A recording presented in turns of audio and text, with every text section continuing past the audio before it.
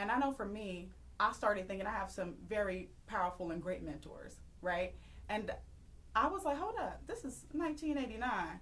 What were you doing back then? So, I hit them up too. I got the text messages. That's what millennials do, though. That's what millennials do. Yeah. I called them and I was like, were you playing into this narrative? Were you fighting against it? Did you know about it? If Wow. not, why didn't you? You Yes. know what was going on? Yeah. I was really in it. And what I found on social media is that so many of us were dealing with the trauma.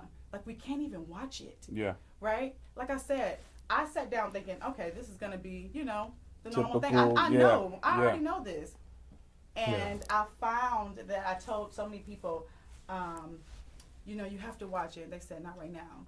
Yeah. How do you guys respond to that? Black people just saying, we can't deal with the trauma. It's this is the case that everybody wants to forget. Because a millennial will say, well, what were you doing back in 1989? Were you active then? Did you take a stance? And it really makes people look at themselves and say, wow, I bought it hook, line, and sinker. Yeah. And instead of saying, you know what, I did believe they was guilty and apologize, people rather just do away with it. You know what I'm saying? Not even think about it. But but I mean, we understand people. They might feel, it might be too emotional for them. It's difficult. I mean, it's difficult. It's a difficult story. It's a painful reality that happened, and that's the thing about it. It's not a fictitious story. It's a real thing that people knew, people heard about.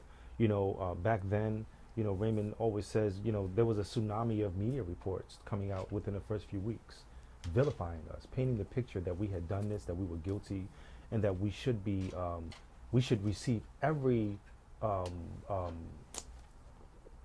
punishment, right? Punishment, but they called it justice. Every sense of justice known to man back then. And I think one of the things that I tell people, especially when they know the ending of it, the powerful part is knowing the ending, that we survived, that we're still here, that we have our minds, that we have our faculties, that we are willing to share, we are willing to help people, get out of their own prisons.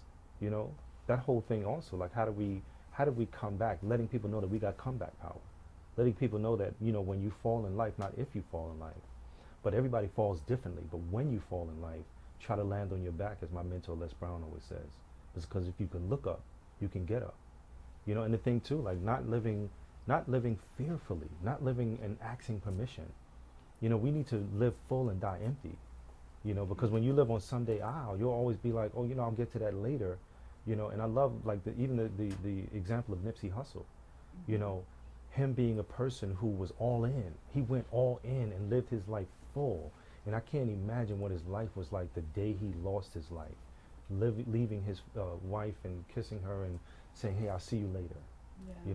Hey, you want me to stop by so-and-so and pick up something for you? You know what I'm saying? Just that whole, the everyday kind of thing that you would normally do, to now just have your whole life snuffed out.